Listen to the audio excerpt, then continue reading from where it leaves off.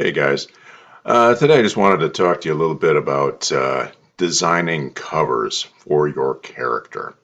Okay, now what I have set up here is something really simple. It's our 4-up page thumbnail template. Okay, that's all that is. But what I also put in there, and this is what I like to use when I'm designing a cover design, are these Fibonacci spirals. Okay. Now, um, if you've taken ART 135 or well, let's see, 135, 235, 236, or 211, you've probably heard me talk about the Fibonacci spiral and the rule of thirds. Okay. And the thing is, it's not just for graphic design, it's for everything. As a matter of fact, even in our textbook, Carl Potts talks about it on page, I think it's 132 or something like that.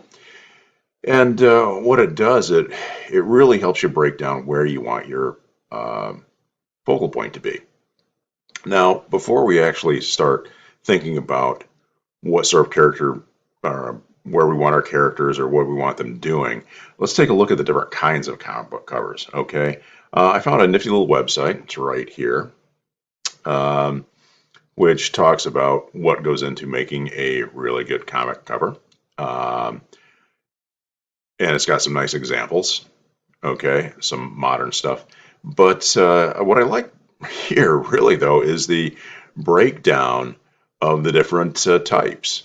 I had read about the different types of comics years ago in another book, but that was 20, 30 years ago, and when it was all basically just a scene out of the comic most of the time. And it's changed a lot since then. So here we have the villain versus hero.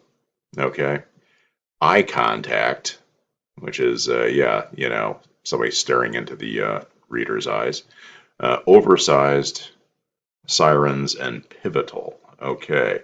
And now let's see,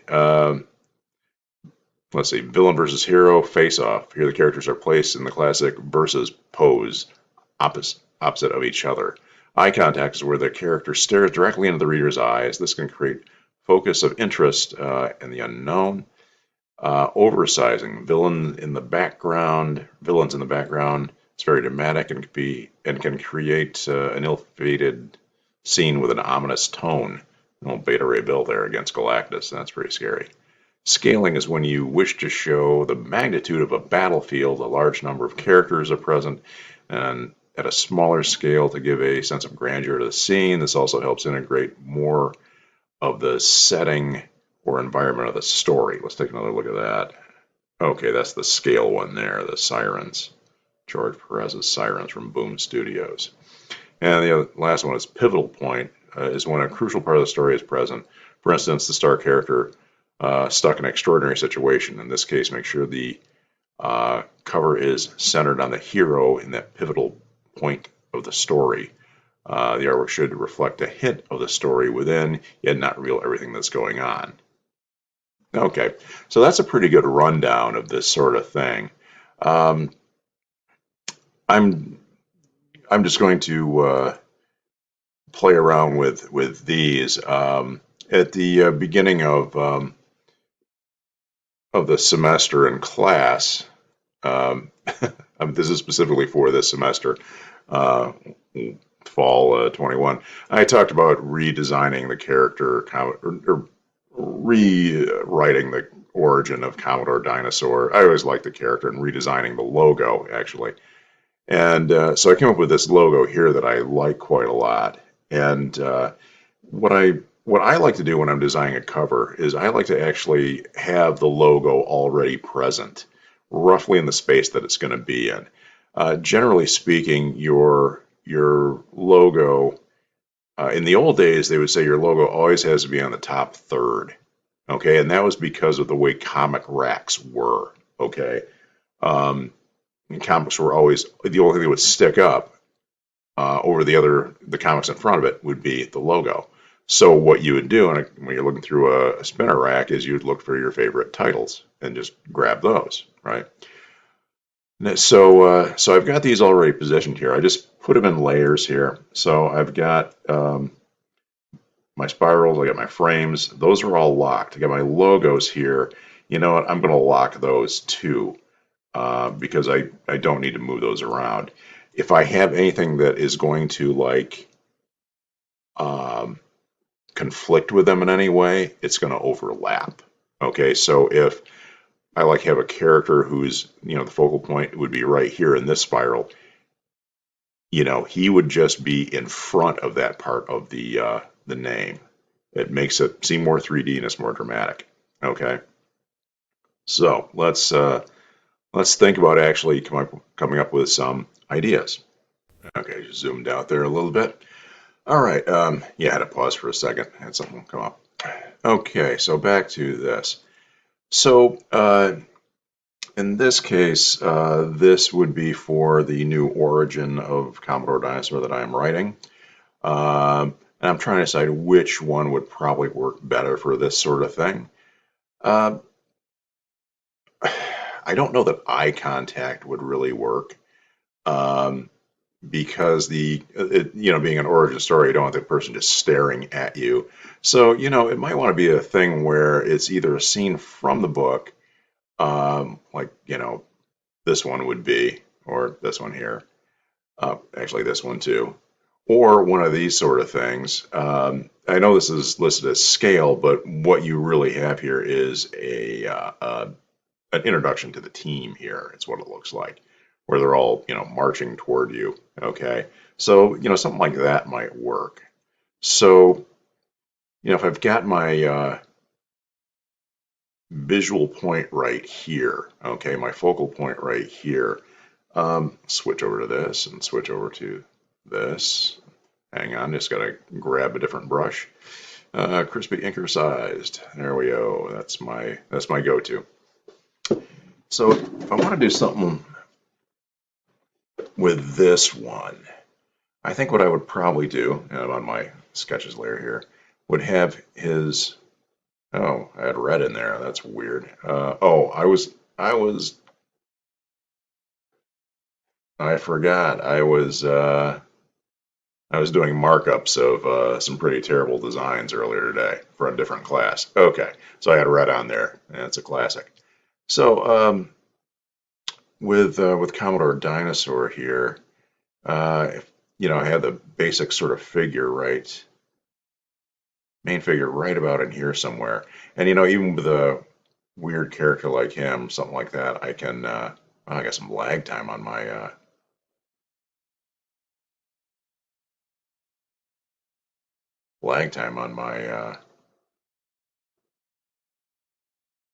my Photoshop. Well, that's a good thing. I'm actually not to put too fine a point on it. I've been experimenting with Clip Studio and find that that's preferable.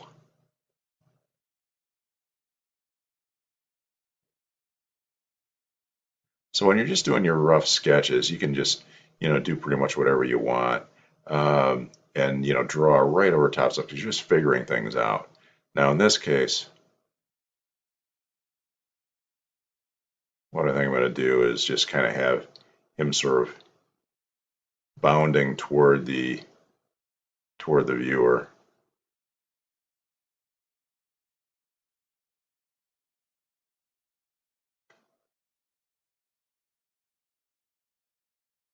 I'm coming basically right at you.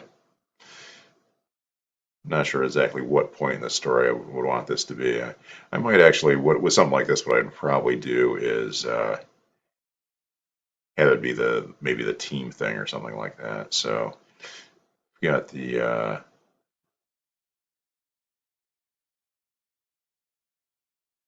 basic sort of outfit.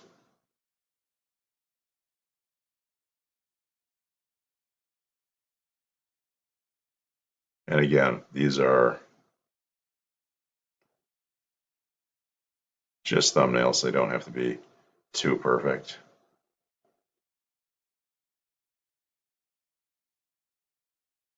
Decided which way I want its fist to be shaped.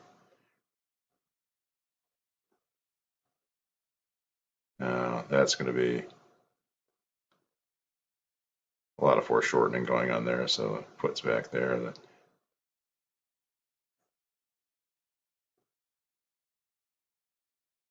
Got to remember my rules here about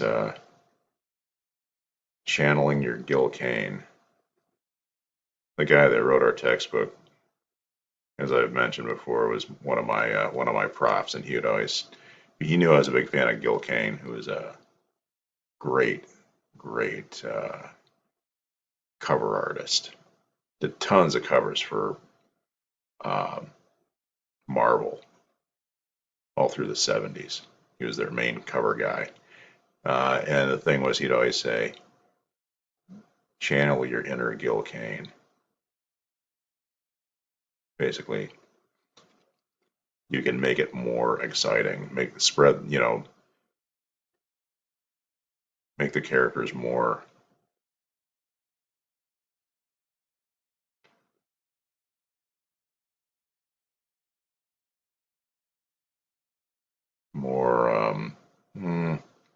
action packed. So in this case, going right at the viewer. There's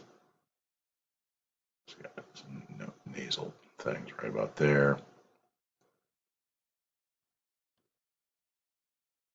And admittedly, Commodore Dinosaur is a goofy name and it's a goofy character. And that's the way I want it. Uh, Back in 1966, Jules Feiffer, in his book, The Great Comic Book Heroes, which was one of the first collections of Golden Age comic art ever published in one thing. They had both Marvel and DC characters. Um,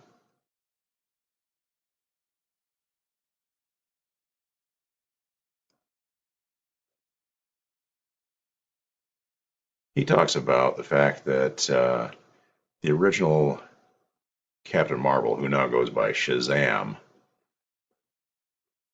had all these crazy characters like, the Mr. Mind, the world's wickedest worm, and um, let's see, there was a talking alligator at one point, and you actually saw some of that in the movie that came out a couple of years ago. They popped through a door at one point in this magical thing, and there's a bunch of alligators in there, you know, that look like mobsters and stuff. All right. Uh, but anyway, Pfeiffer called it a Disneyland of happy violence. And I thought that was pretty good. Um, and that's what I want to do with this. I'm planning some different characters. That was always my plan, even 30 years ago when I was doing Commodore Dinosaur for Cat's Paw. Um, there, that'll work. So I've got characters that are, oh, there's going to be a arch enemy that's like a pterodactyl, an evolved pterodactyl that he has to battle and stuff, and things like that, and just a friendly werefox and different things like that. Okay, so that's one possible design. Another one we could have is, let's see, if I got my visual sort of focal point right over here, what would I want to have? And let's see, I think what that would be something along. Let's try something like this. Let's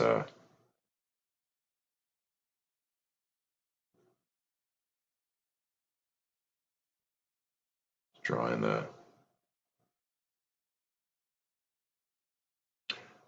little quickie of the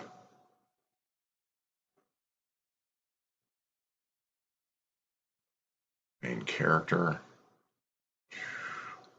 Put in his little nostrils.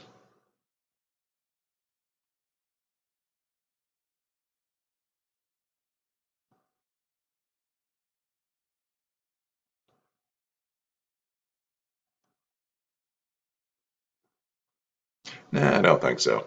My idea was to maybe have almost like a 80s Justice League inspired thing where they're kind of all the main characters are staring at the thing, but I don't really know that I want that. Um, I think what I'll do with this scene after all is maybe take a scene from the story, okay, where uh, there's a scene that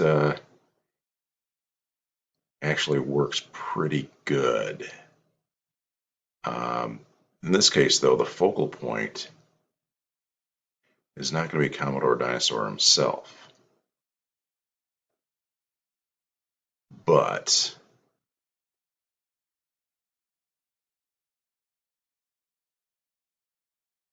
we're using the Fibonacci spiral as kind of a basis here.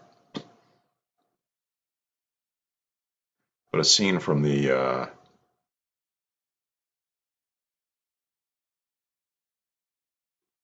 very opening of the story.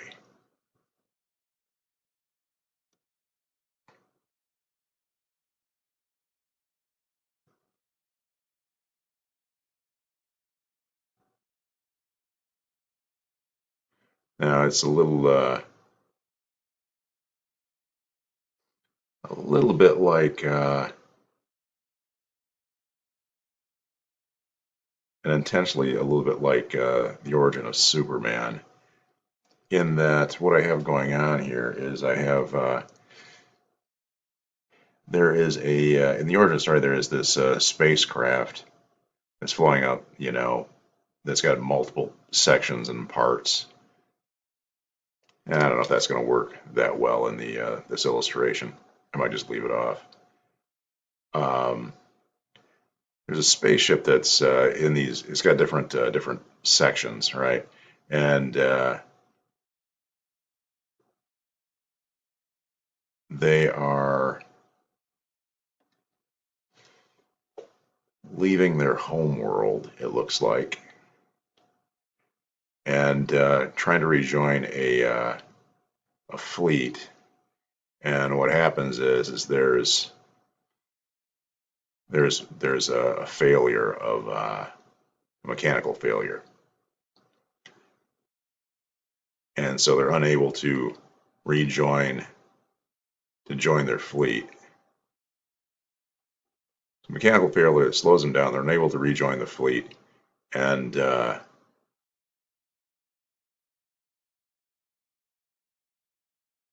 and there is a huge comet or meteor that impacts their world, and they're very Superman-like pose there of the Commodore dinosaur. So this meteor impacts the world. There's a shock wave that breaks apart the spaceship, or at least it starts to, and the couple of survivors who we don't see their faces, they're all in spacesuits. Um, they start going through because they're accelerated too much because of the shock waves. They go into a time warp, and the ship starts breaking down, and aging really fast, and their suits are crumbling, and they're crumbling themselves and all that, and they decide they have to release the hatcheries, is how they put it, and what it winds up being is quite literally hatcheries. There are these pods full of eggs that basically get spread throughout time because they're going through a time warp. And of course the planet that's getting hit by the meteor is Earth, and the one of the pods zings down and lands in, well, in this case for Commodore Dinosaur, I decided to have it be 1865 because I still want to have him be a character in the 1890s as a Commodore and stuff. So So this thing lands and takes out a bell tower in a church, and then lands in this creates a huge crater and stuff, and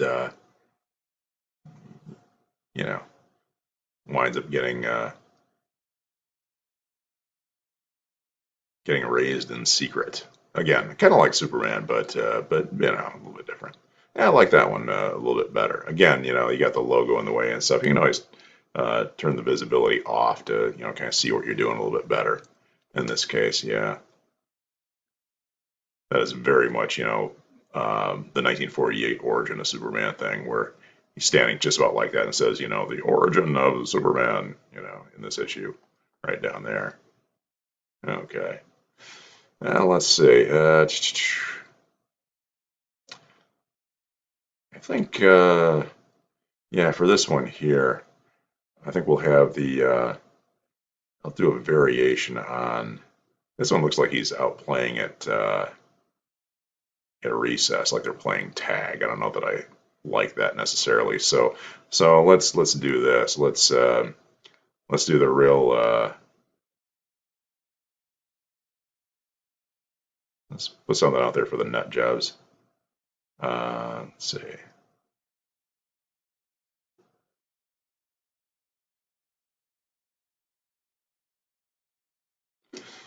Uh, no, let's not do that.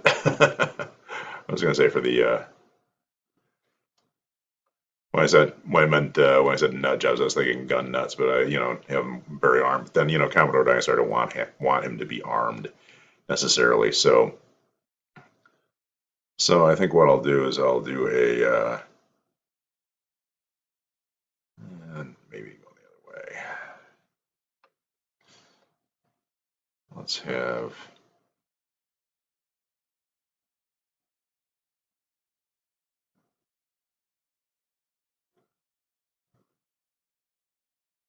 Now what I'm looking at is the placement of this thing here.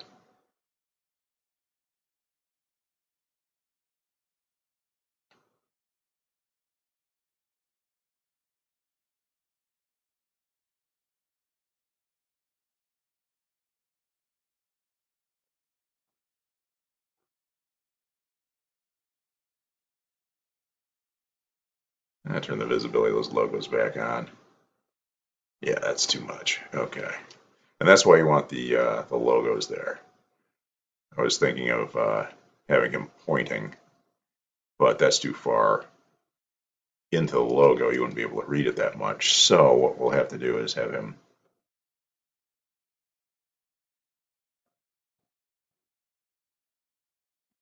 pointing outward toward the viewer. Da, da, da. Yeah, okay.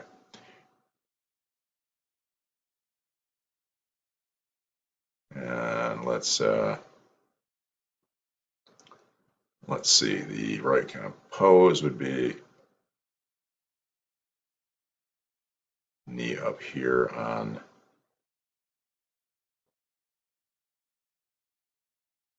like a rocky outcropping.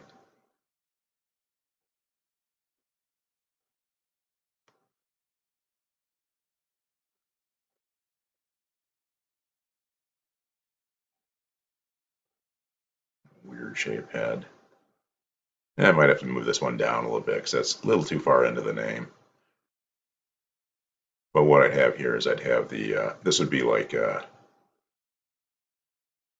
the American flag that they flew during the Spanish-American War, because that's going to be the big conflict that he gets involved in and stuff. As a matter of fact, the origin story, the way he gets involved in that is he actually winds up inadvertently rescuing Theodore Roosevelt from a runaway carriage.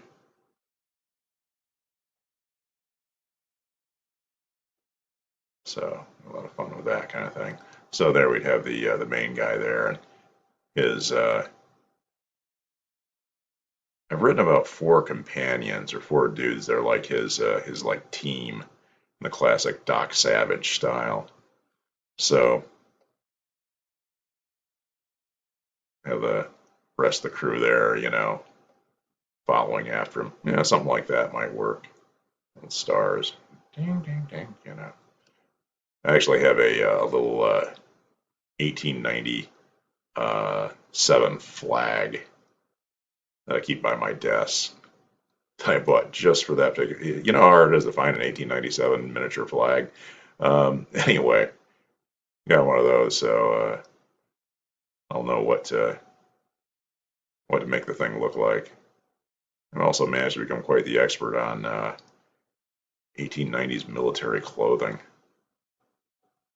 It was a weird time, man.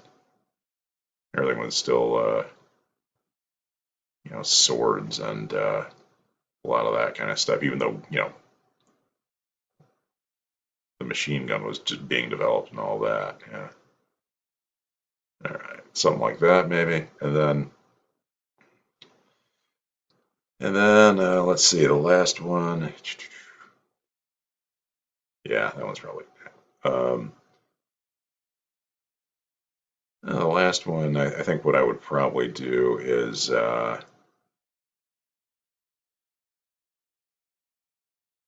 maybe kind of a collage kind of thing. Yeah, let's have the we got their focal point right there. Let's see. Um,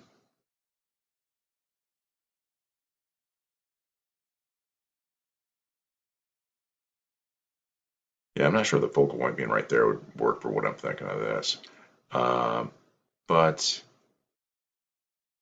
yeah, we can do the classic floating head thing.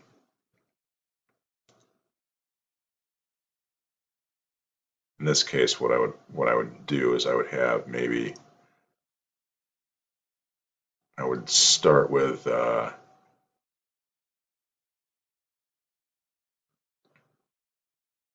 maybe an old photograph of TR himself, and that kind of looming in the background.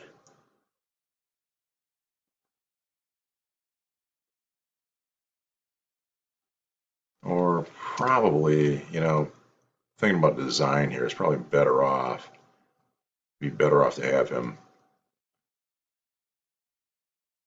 facing this the other way, or straight out. I mean, there's no lack of pictures of this dude, so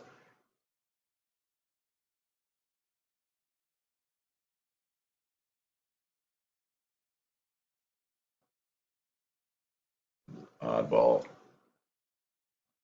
He didn't have an oddball haircut. It's just people kind of wore their hair a little funny in those days. So now in the story, yeah, it features Theodore Roosevelt, but when they first meet, Theodore Roosevelt was only 26 years old. So, it's a definite choice to, you know, have the main character meet Roosevelt early on so that he can be established as a Commodore by the start of the Spanish American War. So there he's looming in the background, eye collar, all that stuff. And here,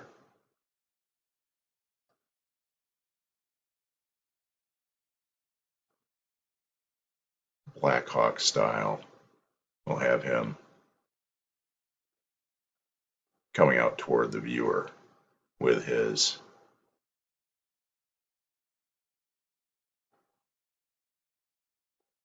team of buddies behind.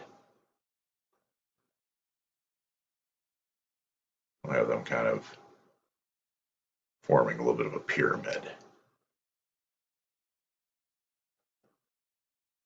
So I'm sort of lunging toward the camera. There we go. And again, these things are really rough, but these are just thumbnails. Okay, so I gotta say, of the bunch that I made, this one again looks like he's out on a playground. Don't like that. This one is a little too Superman. Okay.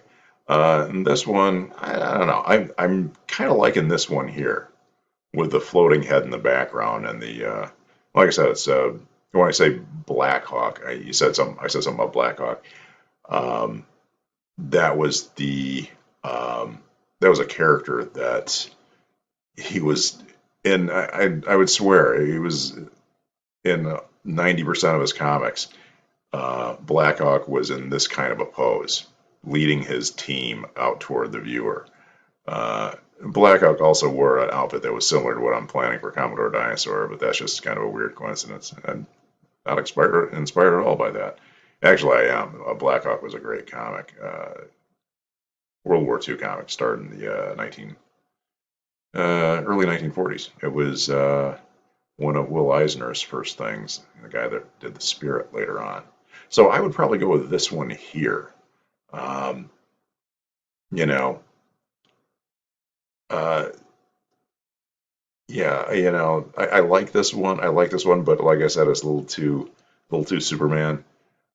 This one maybe a little too jingoistic. I don't know. So I think I'd probably go with this one. It'd make people wonder. It's like Commodore Dinosaur. Why is there a picture of Theodore Roosevelt there? Stuff like that. Yeah, that wouldn't appeal to the normal reader, just someone like me. So, anyway, that's just some different ideas on how to kind of make things work. Uh, I guess the main thing, if there's any sort of a takeaway, is plan for your logo. Okay, when you're designing a cover. Some of these, like this one here, I would have to move down a little bit. Same with this one here. But plan for your logo and know that it's have most of the action in the bottom third. Okay, or if you're having the logo, on the bottom or something like that, like they do nowadays, which I still am kind of iffy about. I know people do it, but there's still a lot of comic shops that have you know, just the title sticking up at the top, just the top one third. So if you don't have anything in that space, it's kind of hard to sell your book, you know. So have your logo kind of there so you can kind of plan around it. You don't have to try and figure out what you're going to do, on the fly when nothing's really working. Okay, it's good to have this stuff in there and be planning for it as you go, right? Okay, I mean, like even with the logo here, the site, one of the reasons I decided to go with this redesigned logo was because my old logo was too square on the top, and I didn't leave a lot of room for like the rest of the stuff that you need on a comic cover. Which if we go back here, and I should post this thing. Um, you need all of this stuff on your cover. You need a logo, and these days you need the artist, inker, and colorist. You need the title, subtitle if there is one, and a series number, episode number, your issue number. You got your publisher, you got your barcode. You got to leave room for all that stuff. Okay, so so in my case with this one here, yeah, there's plenty of room for that kind of thing. You know, depending on the which one I would choose. Okay. So, all right, that's probably long enough. Again, I just started sketching stuff out, thumbnails, and just see what we can come up with. All right. Talk to you later.